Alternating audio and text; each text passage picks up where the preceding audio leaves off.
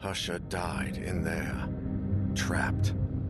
He probably struggled and screamed until he went mad trying to find a way out of that godforsaken place. Like me, only, in his case, nobody got there in time. I imagine he thought that there was a quicker way to go. The same way that Faber chose. And maybe I would have done the same in his place. What I saw myself do in that mirror was just too much. Is this what lies ahead? Maybe I already know it, but I'm trying to hide it from myself. Maybe deep down, I know it's a hideous omen of what the future has in store for me. Maybe I know that, like everyone who's come across that cursed box, I too will take my own life. That I would rather surrender to death than face whatever it is that lingers behind that infernal melody. I should burn the thing. Make that melody vanish from the face of the earth. But what about Ariadne? She's alive. What if only the box can stop this? I can't destroy it without knowing for sure. Maybe there's something in Legrand's diary. Oh God, I need to rest and gather my thoughts. I need to sleep. I can only hope the nightmares won't be as horrible as real life. I need...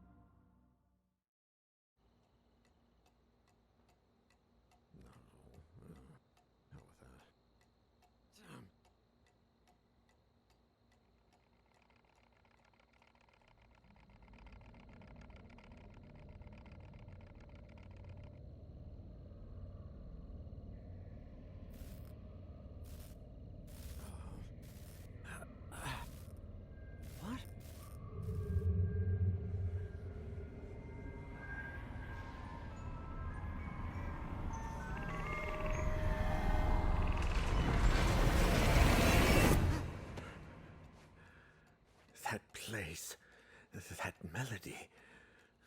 God, I need to find something. There must be something here.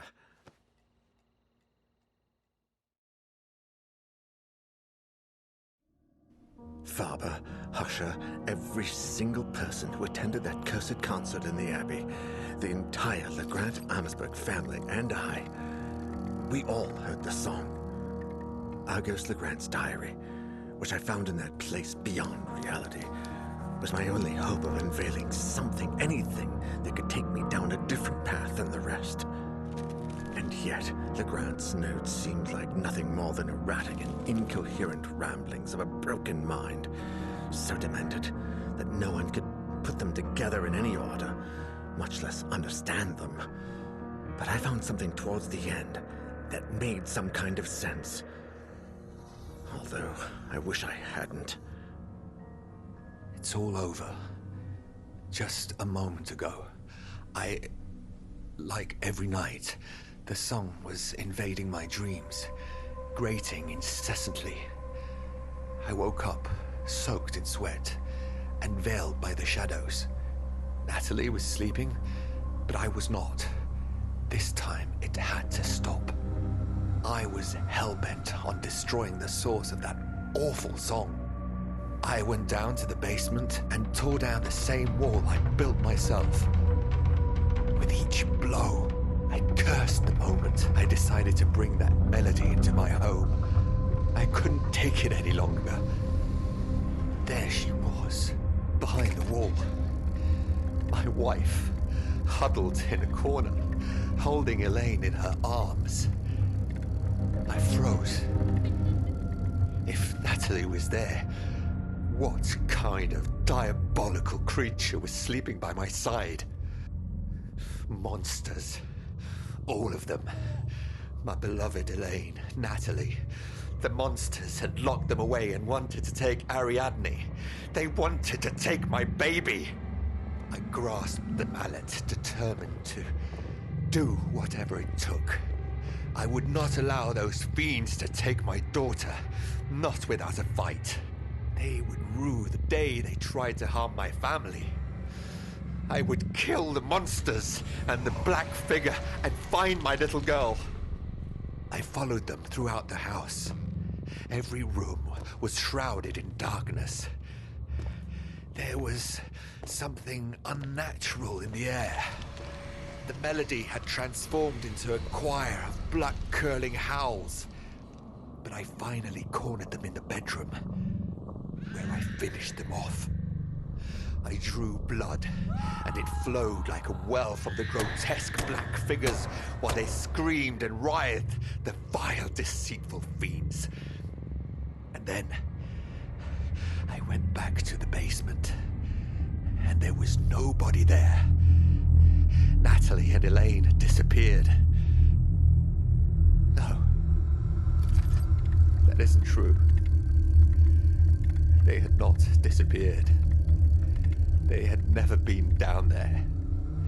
They were upstairs, in the bedroom, where I had left them. There were no monsters in the house. Except me. Only me. Only me. And the presence.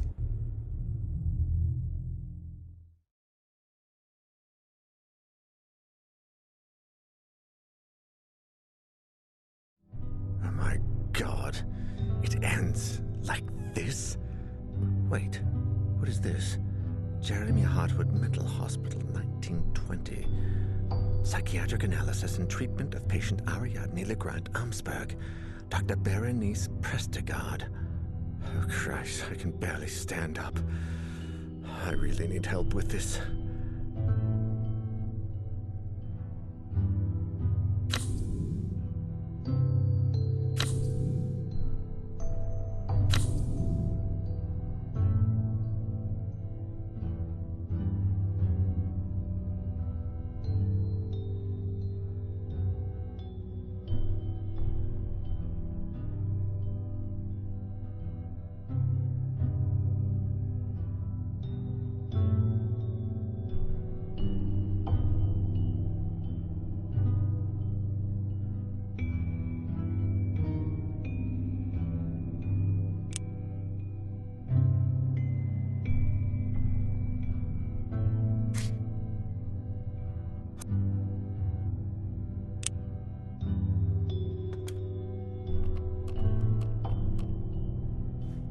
Lydia, guess what? I need your help. I know, I'm very sorry for calling this late, but listen. I found something. It's only a small lead, but it mentions everything and has the Jeremy Hartwood Hospital stamp on it. Yeah, that's the one. I know it's a bit far, but I think someone there, Dr. Berenice Prestegard, read this diary years ago and looked into this madness way before we ever did. It says 1920. There must be something left of her research. If I'm not mistaken, the hospital was abandoned shortly after World War I. So maybe everything is still there. Her notes, her files, something. No, I think I'm running out of time. I feel bloody exhausted. I can no longer tell the difference between reality and my hallucinations. I need you to look for something, anything, and call me. I know it's a lot to ask, but I don't want to end up like the rest. And something tells me I should visit Ariadne one last time. Yeah, take your cell and call me if you find anything. As soon as I find out what Dr. Prestegard was investigating, I'll drive over to the LeGrand Amsberg mansion. Yeah, good luck to you too. And thanks.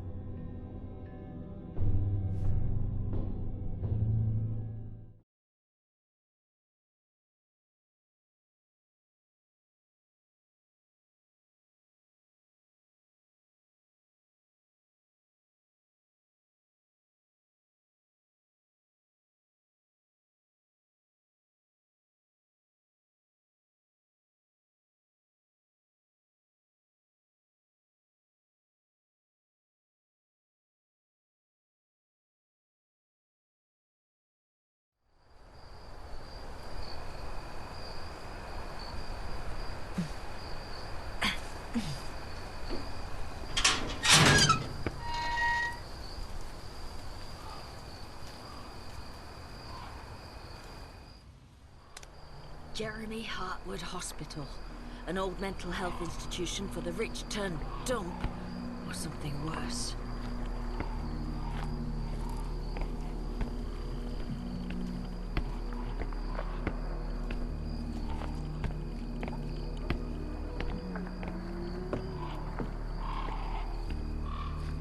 I should take a look at that old power generator.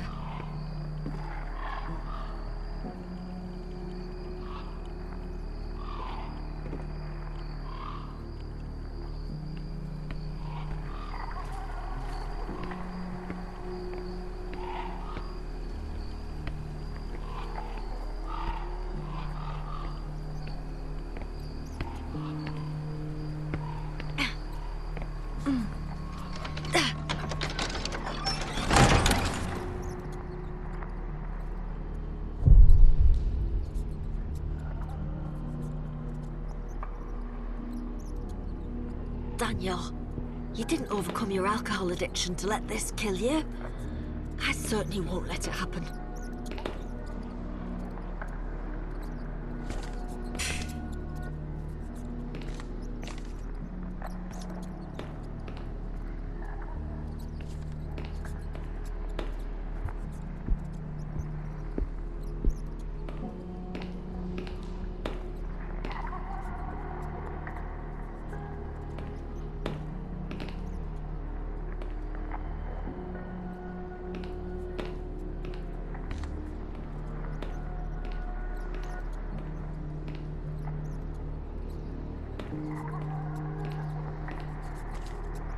Oh.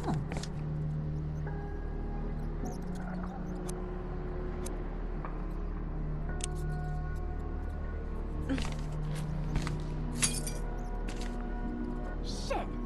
Just cut myself.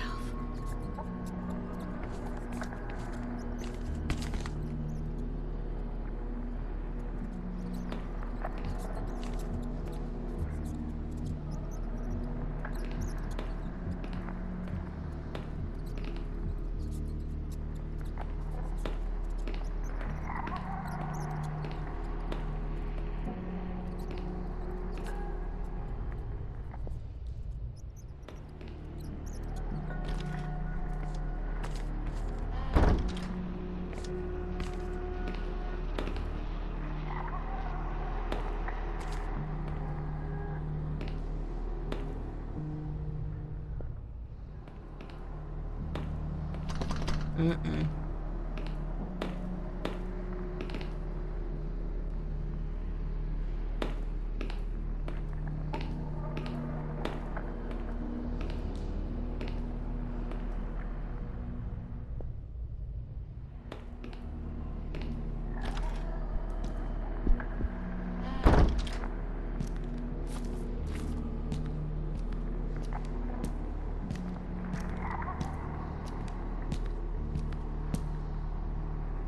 Got it.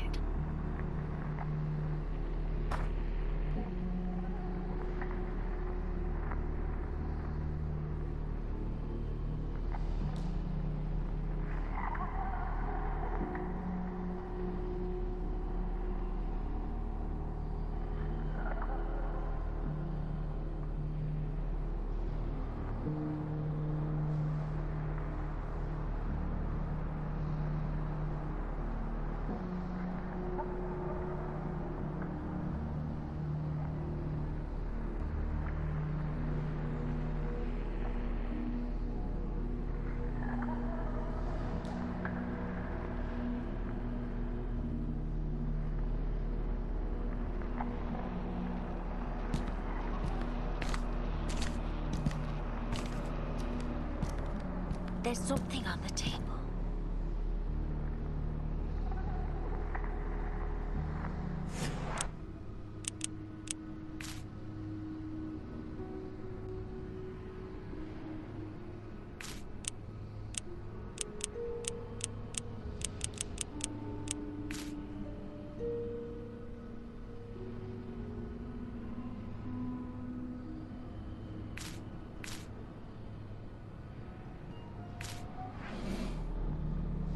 This photo is more than it seems.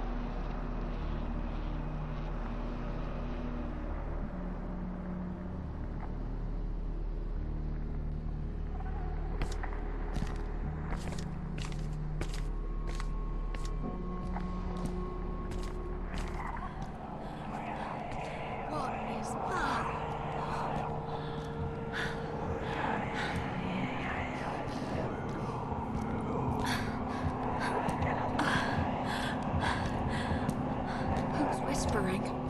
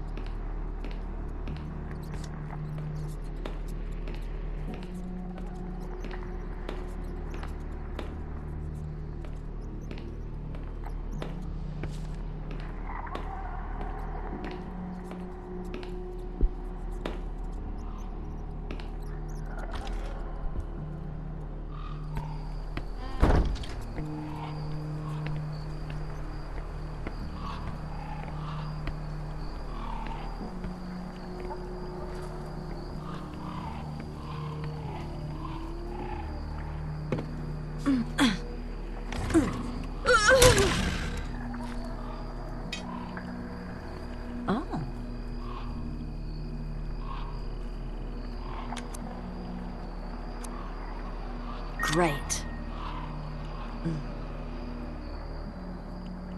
Damn it. I think I overdid it.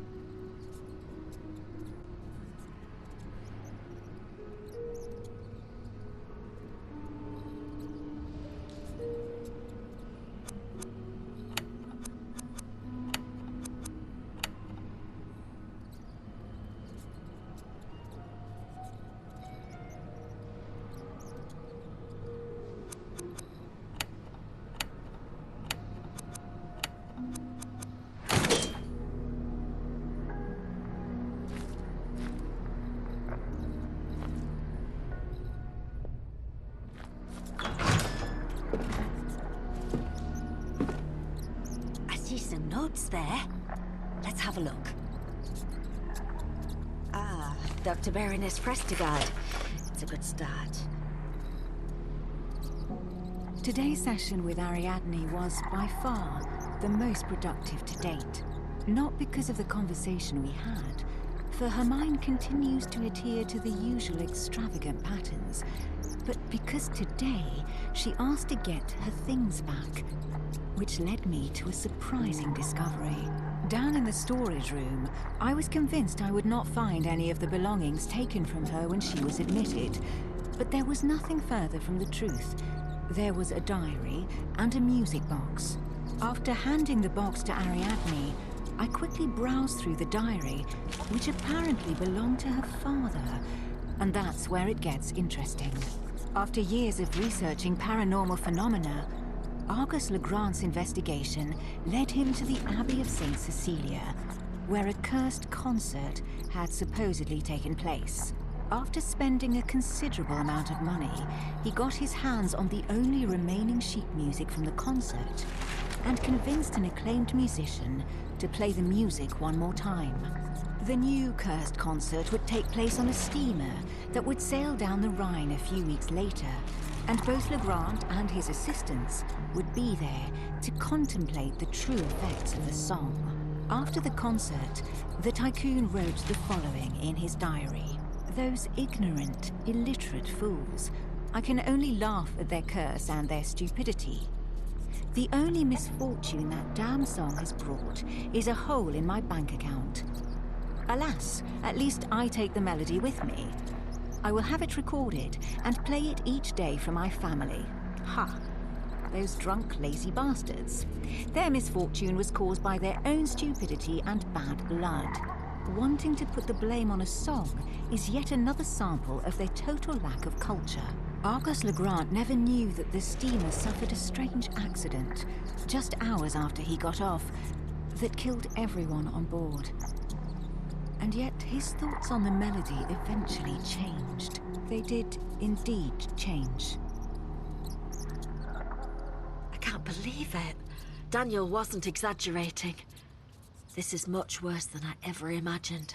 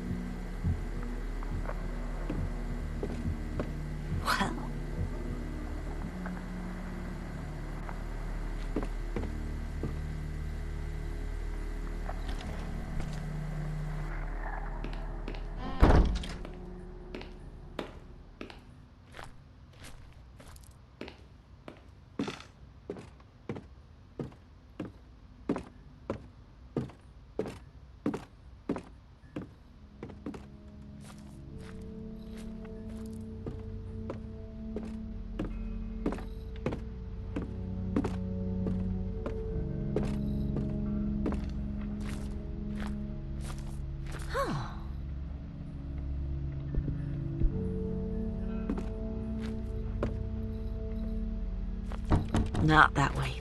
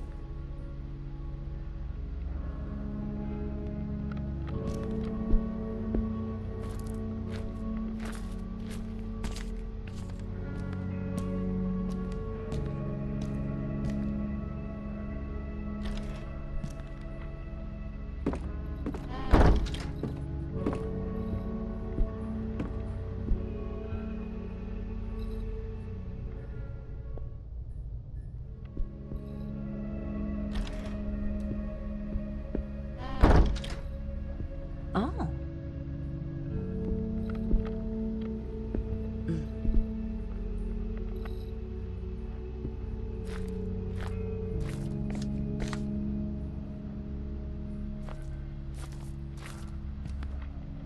Huh.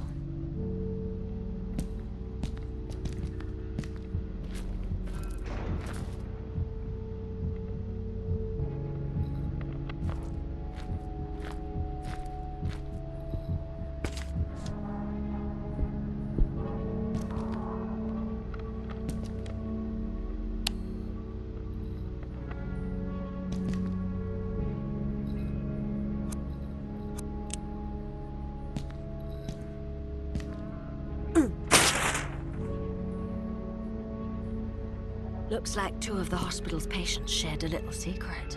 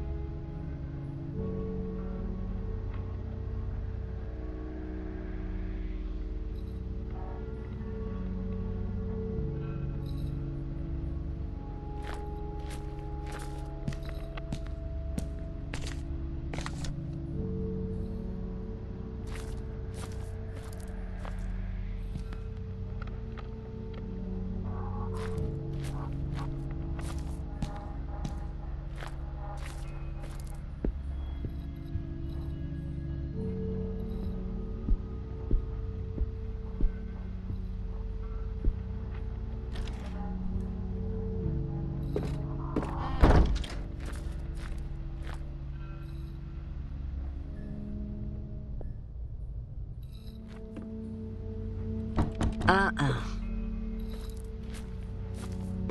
Well.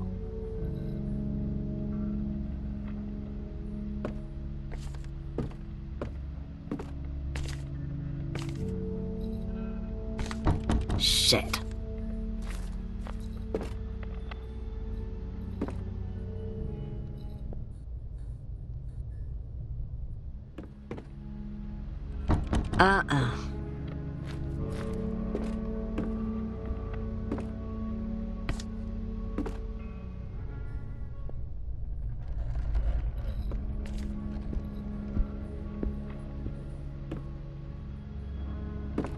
Not that way.